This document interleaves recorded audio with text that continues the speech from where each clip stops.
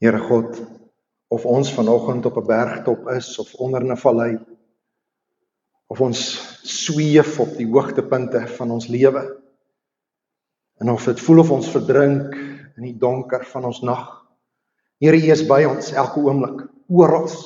U los ons nooit alleen nie, selfs al voel dit so, selfs al lyk dit so. Selfs al sê die nuus of die wêreld is so. U het ons nog nooit begewe nie en nog nooit verlaat nie. Here, ook nie hier vanoggend nie, U is hier om ons te ontmoet. En ons kom, Here, en ons kom buig die knie voor U en ons kom vra, Here, wil U asseblief met ons kom praat, op al die maniere wat U met ons kan praat, of dit is die vriendelike grimlag van die persoon voor of agter ons, 'n warm koppie koffie, 'n lekker koekie, 'n stukkie brood, 'n bietjie sap, 'n woord uit 'n mond of 'n woord uit U woord, selfs net die glimlag van 'n kind. Here, hoe U ook al kies om met ons te praat, Here, en maak ons harte en ons gedagtes oop en ontvanklik, sodat ons kan hoor, kan sien, kan beleef, sodat U ons kan verander, kan hoop gee, in 'n tyd waar dit voel of ons hopeloos rondval. Dit bid ek, Here, in U naam alleen. Amen. Ek het 'n sonde om te bely. Nie soseer 'n sonde nie, hier is 'n bad attitude. Die afgelope tyd, en moenie my vrou hoe lank dit is nie, my vrou sal julle vertel, die afgelope tyd is ek 'n bietjie negatief. Party mense sal sê depressief, maar dis 'n kliniese term, so ek wil nie noodwendig dit gebruik nie, maar ek was net, hoe sal mense sê, defeated. Ek het net hierdie gevoel gehad, toe ek op skool was daar hierdie liedjie gewees, ek weet nie hoekom maak hulle sulke simpel sportliedjies nie. Daar was 'n sportliedjie met Nobody loves me, everybody hates me, I'm gonna eat some worms, I'm gonna bite off their heads and suck out their juice and throw their skins away. Hoekom sit sulke crap in jou kop vas? Maar dis een van daai kry jouself jammer liedjies, nê? En net daarna dan skree op die ander skool dat jy gees. Nee, ek weet nie of dit die Heilige Gees of die gewone gees was nie, maar gees was haar gees. Maar die afgelope tyd was ek so, en dit is omdat ek hierdie ervaring gehad het, dat dit voel vir my of ek in my lewe op 'n punt gekom het waar ek hierdie losing battle beklei, asof die sacrifices wat 'n mens maak, die dinge wat jy doen in jou lewe, asof dit net eenvoudig die gety wat teen jou is groter as dit wat in jou is. En dis 'n absolute leuen van die duiwel. Ek sê dit eerlik. Want die Bybel sê oor en oor dat hy wat in my is en hy wat saam met my is groter as dit wat in die wêreld gebeur. Ek besef dit is die Bybelse waarheid, maar my ervaring en die Bybelse waarheid, my gevoelens en die Bybelse waarheid kom nie altyd by mekaar uit nie. En dan partykeer dan kom ek by die huis, dan sê my vrou vir my, jy lyk alweer soos jy dood. Wat gaan nou weer aan? Hierdie is nie 'n roudiens nie, hierdie is nie 'n begrafnis nie, jy's by die huis, kyk hoe opgewonde is jou hond om jou te sien. Hy's so opgewonde om jou te sien, hy pie die vloer nat. Jy weet, sien dat die wêreld excited is om jou in hierdie wêreld te hê. Jy lyk soos jy dood. Jy moet nog net omkap en stink. Daai stuk het ek bygesit, sy het dit nog nie gesê. Maar is dit nie die waarheid nie? Jy bestuur. En dan kyk jy bietjie na die gesigte van die mense om jou. Goodness gracious, dit lyk of almal op pad is na begrafnis. Ons smile nie meer soos bestuur nie. Ek wil graag groot geword het met smile plooie. Julle gou gesien, party mense het smile plooie. Ek gaan hulle nou nie uitlig nie, want hier's 'n hele paar mense hier wat smile plooie het, maar dan het jy ander mense wat frons plooie het, nê? Nou dis wat vir Botox gaan, so ek dink ek sal moet gaan vir Botox, want ek dink ek is besig om frons plooie te kry in sulke sakke. Nee, nou begin ek dink, jy weet, my lyf moet wys dat ek die Here het, en my lyf moet wys dat ek opgewonde is oor die Here. Nou het ek hierdie gesig wat lyk asof ek een van daai bulldogs is wat in die muur vasgehardloop het, en al die sakke hang hier onder, net reg om iemand te verskeer. Ons sit hier, staan hier, is hier, en die nagmaaltafels is gedek, en ons sien die kruis, en ons dink aan al hierdie goed wat met nagmaal gebeur het, 'n nagmaal vir party mense, En vir meeste mense is soos 'n roudiens. Dis ons dink aan 'n dood. En ja, in 'n sekere sin is dit so. Maar die kruis is leeg en die graf is leeg. So ja, dis aan die een kant, as ons net dood eenvoudig agtertoe kyk en net vaskyk in die kruis, dan is hierdie 'n roudiens. Maar ek sit nou gestaand en dink aan my boodskap vanoggend en ek dink by myself, imagine Jesus het vandag dood gegaan in hierdie wêreld, in hierdie tyd. En hy's dood daar aan die kruis en iemand bel Wesani en sê, laat Wesani kom. Julle moet nou daai lijk gaan versorg. En dan gaan haal hulle die lijk van die kruis af en dan gaan hy na 'n koelkamer toe daar ergens by Wesani se hoofkantoor. En dan bær hulle die lijk daar en dan kom die familie en dan sê hulle, hoorie, dankie dat julle die lijk kom haal het. Ons sal maandag opdaag om te begin reëlings tref vir die roudiens. En tussen lijk afval van die kruis en maandag se kom ons gaan kantoor toe, het die lijk verdwyn. So nou is daar nie meer 'n roudiens nie. Maar nou kom Jesus in sy woord en hy sê hier's 'n nagmaal ding en doen dit ter herinnering aan my en elke keer as ons dit doen dan doof ons die ligte as prins vanoggend want ek wou dit sê en dan doof ons die ligte en ons raak so 'n bietjie effens depressief en baie vroom en dink aan die sondes wat ons die afgelope week gedoen het en as ons vroom genoeg is en jammer genoeg lyk dan voel ons kan met waardigheid hierdie tekens eet.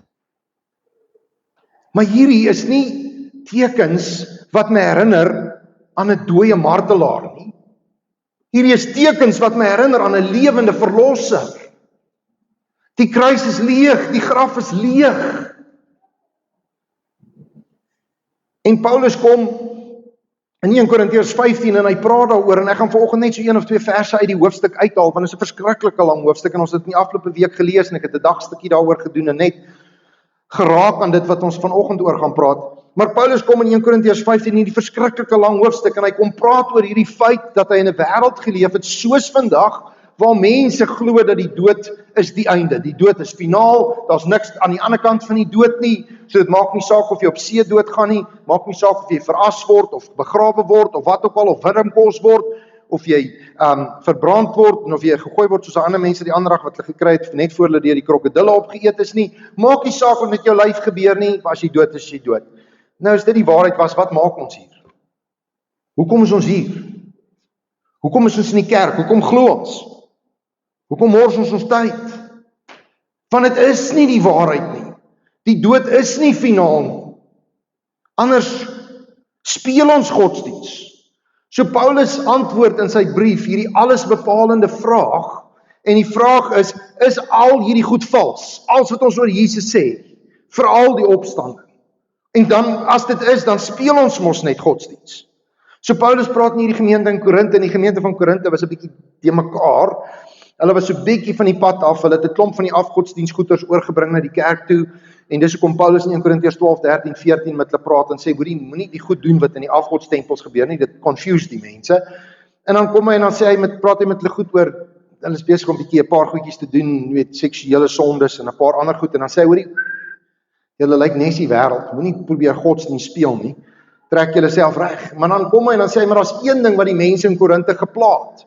En die ding wat hulle gepraat is, daar was hierdie groot groep mense wat gesê die opstanding is 'n leuen. Daar bestaan nie so iets nie. So Paulus kom en dan praat hy daaroor, 1 Korintiërs 15 vers 13 en 14, dan sê hy, as daar werklik geen opstanding uit die dood is nie, dan is Christus nie opgewek nie. Maar as Christus nie opgewek nie, sal dit beteken dat ons verkondiging, hierdie preek, het geen substance nie, geen inhoud nie, dit het geen betekenis nie, dit het geen impak nie. En ons geloof het platgeval. Dit beteken niks. So Paulus kom en dan gaan hy verder, en as Christus dan nie opgewek is nie, dan is jou geloof waardeloos, en is jy vasgevang in jou sonde, so good luck vir jou, 3-tand vurk, groot sak chakel, sterkte, dit gaan warm raak op daar aan die einde. En dis nie wat, Paulus sê, maar dis 'n leuen. En ek wil vir jou sê, jy kan dit gaan Google, en die probleem met Google en ChatGPT deesdae, is al daai goed werk met die inligting wat klaar op die internet is, en al twee kante is op die internet. Al twee kante is op die internet. Die mense wat glo daar's 'n opstanding, die mense wat nie glo daar's 'n opstanding nie, maar tik 'n bietjie in op Google, wat is die bewyse dat die opstanding gebeur het? Buite die Bybel. En dan gaan kyk jy, hoeveel buite Bybelse bewyse is daar dat Jesus actually opgestaan het. Daar is soveel bewyse daarvoor, dat ons nie eers die Bybel nodig het om te sê dat dit gebeur het nie. Die opstanding is nie net 'n geskiedkundige realiteit nie. Dis 'n lewensveranderende realiteit.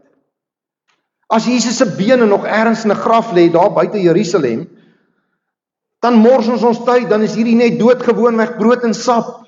Dan is hierdie tekens van niks, dis net, ons gee jou kos, want ons kry jou jammer. Dis nie die waarheid nie.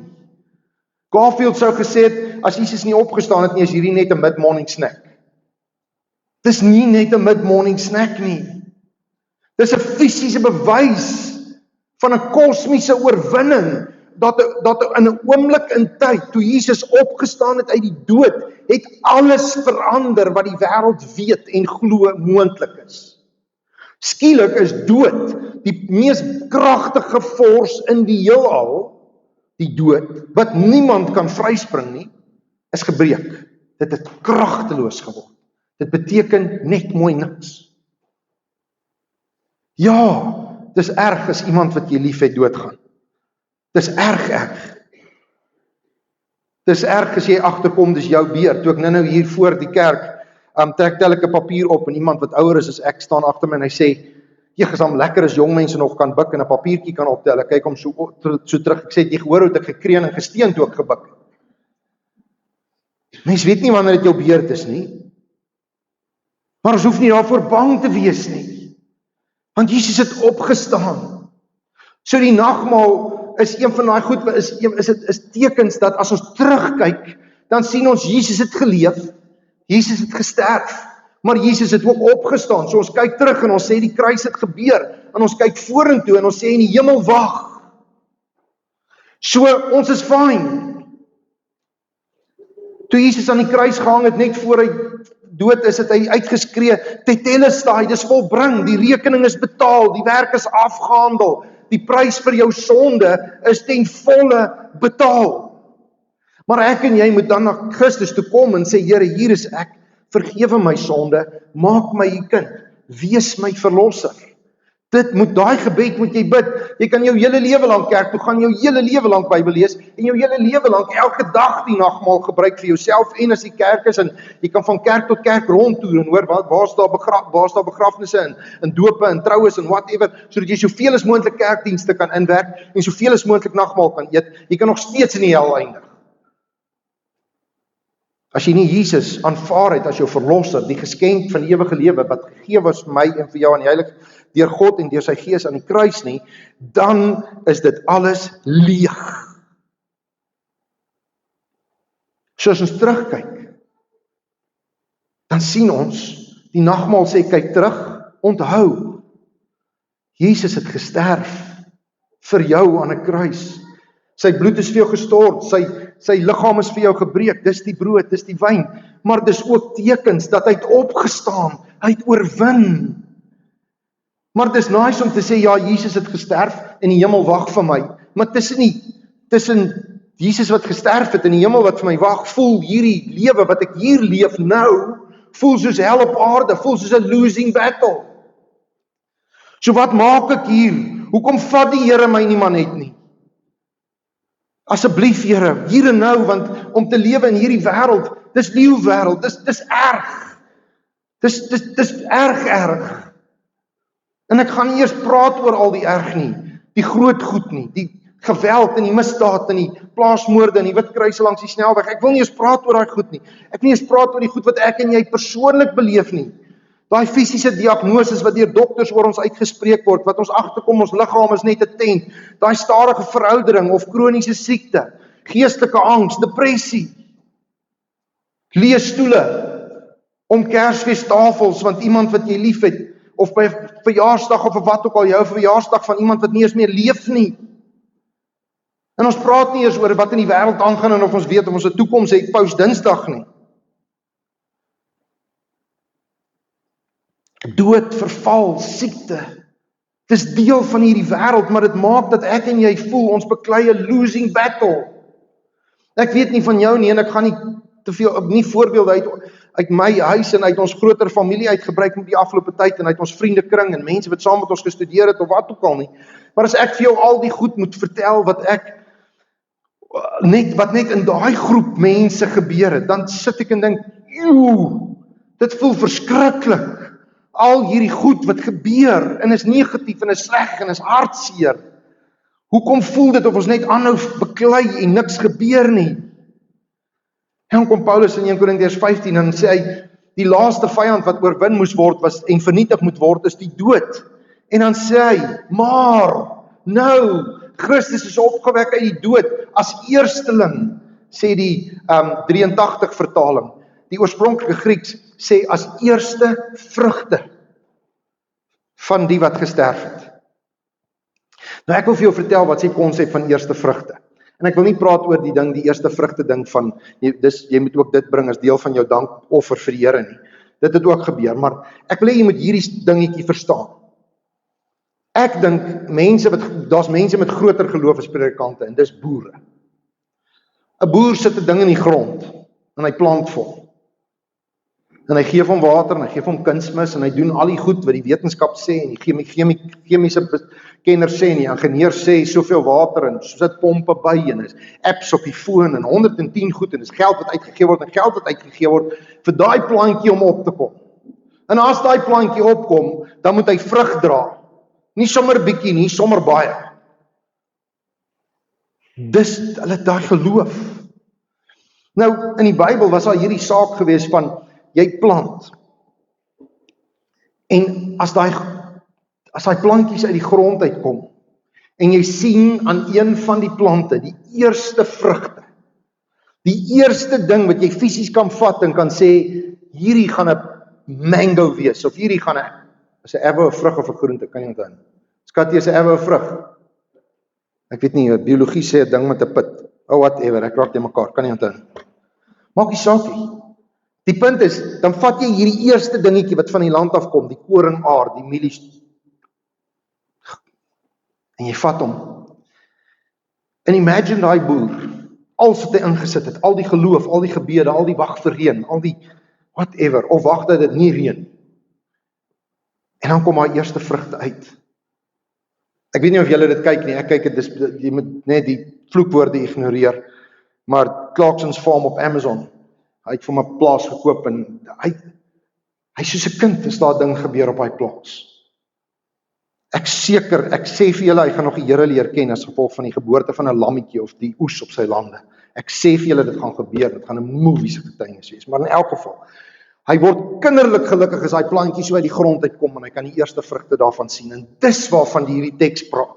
Hierdie teks praat van 'n boer wat daai eerste vrugte sien, dan pluk hy dit, dan hardloop hy na die tempel toe, en dan sê hy vir die priester, hier is dit, ek wil dit vir die Here gee, die eerste vrugte van my land, want hierdie is die waarborg dat God my lief het, hier is die waarborg dat God vir my sorg, hierdie is die waarborg dat dit wat ek ingesit het, gaan God seën.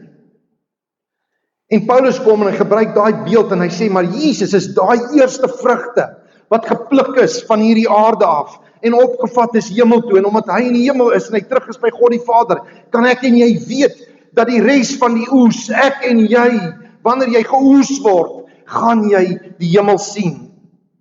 Dis die realiteit. Dink aan dit soos 'n movie trailer. Jesus is die movie trailer. Wanneer ek en jy in die hemel is, dan sit die feature film. HD, 3D, wat is die ander ding? Wat sê jy, daai IMAX, nee, dis die beste movies, met al die klank. Paulus kom in 1 Korintiërs 15, vers 51, en hy sê, ek wil vir jou 'n diep waarheid vertel. Ja, ek kan nie glo ek kan so ver lees nie. Ek sê so oud as ek gedink het nie. Ek wil vir jou diep waarheid vertel, wat God vir ons bekend gemaak het. En dit is, dat nie almal vir ons sal sterf nie. Anderswoorde, Jesus gaan kom terwyl party mense leef. Maar ons almal sal verander word. Of Jesus kom terwyl jy leef, en of Jesus kom as jy klaar gesterf het. Jy gaan verander word. Hoekom? Want dit gebeur dadelik in 'n oogwink. Wanneer die laaste trompet weer klink, want as daai trompet sy klank laat hoor, sal die dooies met onverganklike liggame opgewek word, en sal ons verander word. Daai hart wat sukkel, daai longe wat sukkel, daai knieë wat kraak, daai gevoel as jy opstaan in die oggend en dit vat jou tot op by die ligskakelaar om reg op te kom. As jy nog nie weet hoe dit voel nie, bly stil, jou dag kom. Nee. Daai kanker, daai bloeddruk, al daai goed wat oor jou gespreek is deur wat geneties in jou familie is en ek weet nie wat als nie. Al hierdie goed, al die gebrek aan 'n bankbalans, wat se werk het ek, hoe gaan ek sorg vir die, hoe gaan ek al hierdie worries, al hierdie goed gaan in 'n oomblik verby wees en jy gaan hierdie onverganklike liggaam kry wat geen pyn, geen hartseer, geen stres, geen worries ken nie. Want jy's in die hemel en God sorg vir alles. Dit wag vir my en vir jou en daarom beklei ek en jy nie 'n losing battle nie. Dit is nie 'n losing battle nie. Ons is op hierdie aarde en die game is geriek.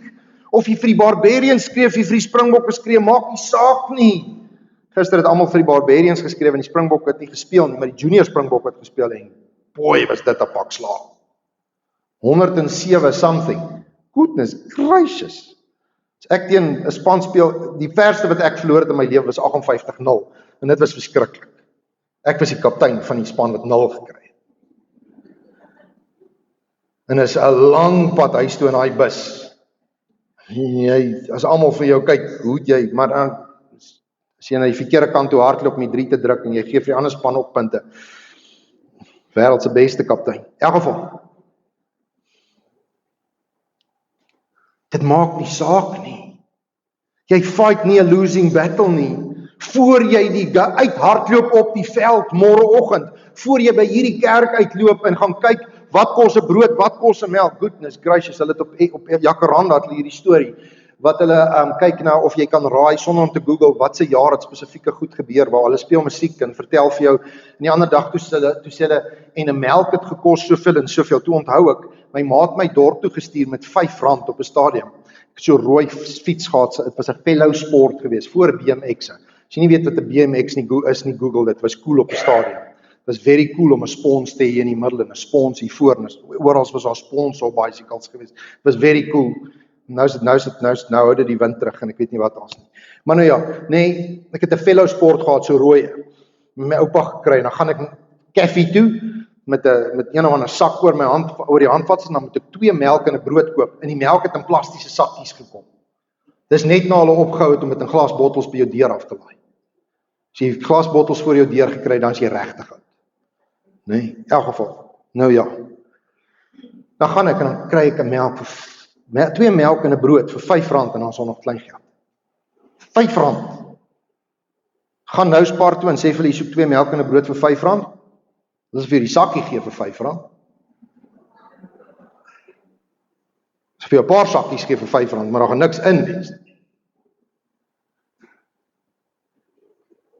En die Here kom en hy sê, in hierdie wêreld, wat so de mekaar is,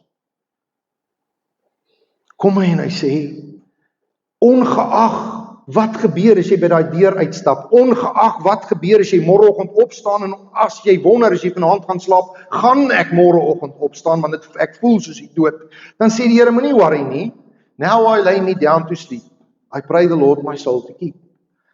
If I die before I wake, I pray the Lord my soul to take. En so aan en so aan. As jy wakker word, dan word jy wakker. Maar jy gaan nie opstaan vir met in 'n losing battle beklei nie. Die battle is klaar gewen. Staan op, sit 'n smile op jou gesig en sê, hier gaan ons. Ek gaan 'n verskil maak vir die Here, of dit Maandag die 29ste is of Dinsdag die 30ste. Ongeag wat die wêreld doen, ek leef nie vir die wêreld nie, ek leef vir God. Dis wat jy vandag moet hoor. Jy fight nie 'n losing battle nie. 'n Onverganklike liggaam wag vir jou, wat nie gebreek kan word nie. Maar tot dan, hierdie ding kan gebreek word. Hy word oud, hy word stikkend, soos 'n tent wat opgebruik word, sê Paulus. Maar maak nie saak nie, want jy spin die wenspan. Wie van julle, as jy, kom ons kyk nog, wie kan Rocky films onthou? Rocky? Toe jy die eerste Rocky film gekyk het en nie geweet toe hy eindig nie, nee. Goodness gracious, daai ou vat 'n beating. Hulle voeter vir hom, en dan staan hy op. En dan voeter hulle vir hom, en dan staan hy op. Later dan skree ek op die TV, dan sê ek, bly lê. Maar dan staan daai man op en dan, ek weet nie wat nie, dan kry hierdie Popeye krag van, ek weet nie of dit spinasie is, of iemand in die hoek vir hom gebid het, of een of ander saak nie, dan staan hy op en dan kletter hy vir daai, wat 3 keer so groot is soos hy. Ek en jy voel soos Rocky. Staan op, fight weer, want jy gaan die fight wen, saam met die Here, want hy het hom klaar gewen. Jy fight nie 'n losing battle nie. Hierdie nagmaaltafel kyk vandag terug na God se dood. Dit kyk vorentoe na die hemel. Die opstanding wat wag vir my en vir jou. Maar dit kyk ook na die hier en die nou. En hy sê God is in sy genade by jou. En jy fight nie 'n losing battle nie. Jou geloof is reël. Dis nie 'n speelietjie nie. Jesus se opstanding changes everything. En dit celebrate ons vanoggend met die nagmaal. As jy hierdie tekens eet en drink nou, onthou dit. Jy eet aan 'n oorwinnaar se tafel. Dis nie 'n roudiens nie, dis 'n oorwinningsfees. Amen. Kom ons bid saam. Here God, dankie. Dankie vir hierdie tekens. Dankie dat U in 1 Korintiërs 11 vir ons opgeteken het, deur Paulus, dat hy sê, ek het van die Here gehoor in die nag, wat hy oorgelewer is om gekruisig te word, dat hy die brood gevat en die wyn gevat, of die vrug van die wingerdstok gevat, en hy het U daarvoor gedank, en toe hy klaar U daarvoor gedank het, soos wat ons nou doen, toe het hy die brood gevat, en het gebreek, en gesê, vat hiervan, dis my liggaam gebreek vir jou, en hy het die vrug van die wingerdstok gevat, en gesê, vat hierdie, dis my bloed. Dankie daarvoor, Here, dat ons kan onthou, Here, ons onthou, dat U vir ons gesterf het, en ons is dankbaar daarvoor, maar Here, nog meer dankie dat U nie aan die kruis bly hang het nie, nog meer dankie dat U nie in die graf bly lê het nie, U het opgestaan, hierdie dood oorwin, ons eet aan die tafel van 'n oorwinnaar, al voel dit vir ons daar buite, asof ons plat geslaan word in 'n losing battle beklei. U is ons oorwinnaar, en saam met U is ons, soos Romeine 8 sê, meer as oorwinnaars. Daarvoor prys ons U vir hierdie maaltyd, vir hierdie geleentheid. Ons eet dit nou, ons drink dit nou, om te onthou, maar ook as 'n troos, ook as 'n teken, dat ons fight nie 'n losing battle nie, en as 'n belofte, dat U die eerste vrugte is, wat hemel toe is, en dat ons die res van die oes is, wat die hemel gaan sien. Ons prys U daarvoor, Here. Amen. Ek nooi jou nou, om saam met ons die nagmaal te gebruik, en jy gaan dit doen soos volg. Daar's geen drank op hierdie tafels nie. Vir 2 redes. 1, omdat daar nie 'n ouderdomsbeperking is op die nagmaal nie, en die tweede rede is sodat ons nie mense laat struikel, wat sukkel, en besig is met rehabilitasie rondom drank nie. So ons wil nie dit doen nie, ons wil nie daai mense wees nie. So, hierdie is doodgewone vrugtesap en doodgewone broodjies, maar dis ook tekens van Jesus se liggaam wat gebreek is vir jou, en sy bloed wat gestort is vir jou. Enige iemand is welkom, as jy die woorde kan uitspreek, en weet wat jy sê, as jy oud genoeg is om te sê, en te weet, Jesus is my verlosser, en dit te bedoel, dan is hierdie tekens vir jou.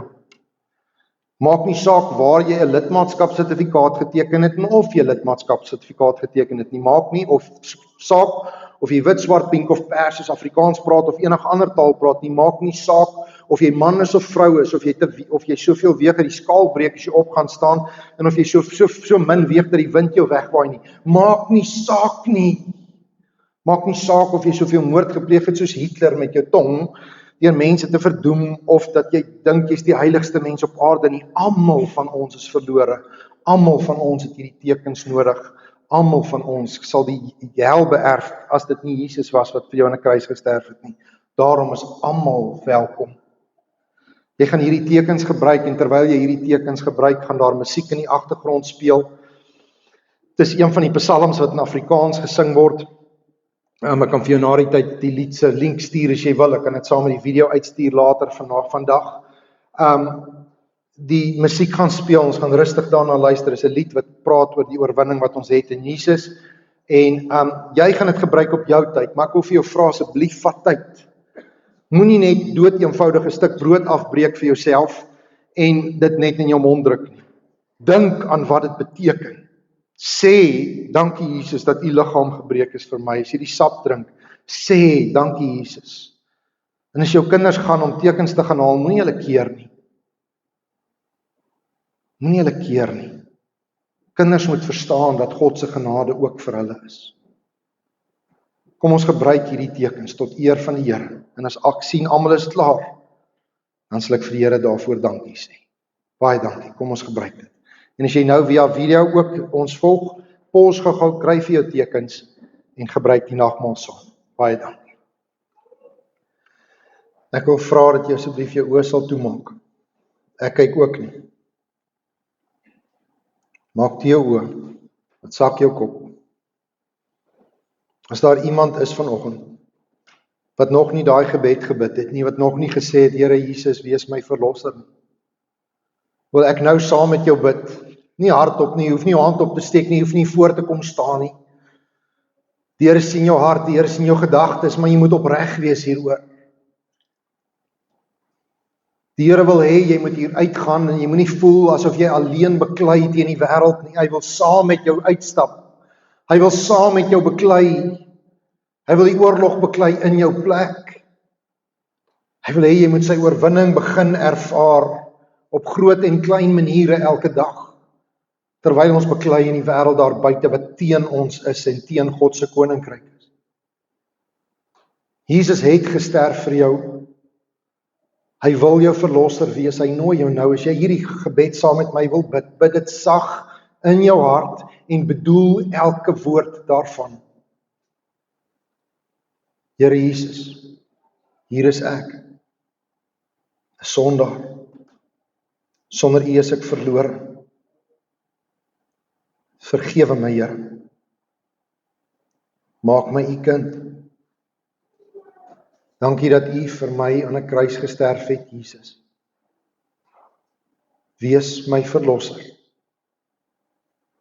My koning. Dankie dat ek kan weet, my sondes is vergewe.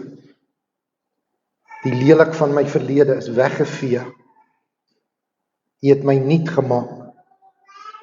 Ek is nou U kind. My naam is ingegraveer in U handpalm. U is by my. Elke tree van die pad van nou af. Tot my dood of totdat U my kom haal. Ek prys U, Here. Amen. Here God, vir elke een wat daardie gebed nou gebid het, is daar 'n partytjie in die hemel. Die hemel het sopas voller geword. Ons prys U, Here, daarvoor. Here, ek wil bid dat U hulle sal omring met mense wat U liefhet, dat hulle sal opstaan en vir iemand sal vertel, ek het my lewe vir God gegee. Dat hulle sal begin leef en soek na vriende wat saam daai pad loop. Saam sal bid, saam sal bloei. Here, dankie vir hierdie gemeente, dankie vir 20 jaar, wat ons as 'n gemeente saam kon bid en bloei. Here, U is groot en U is goed, en ons wil U loof en U prys.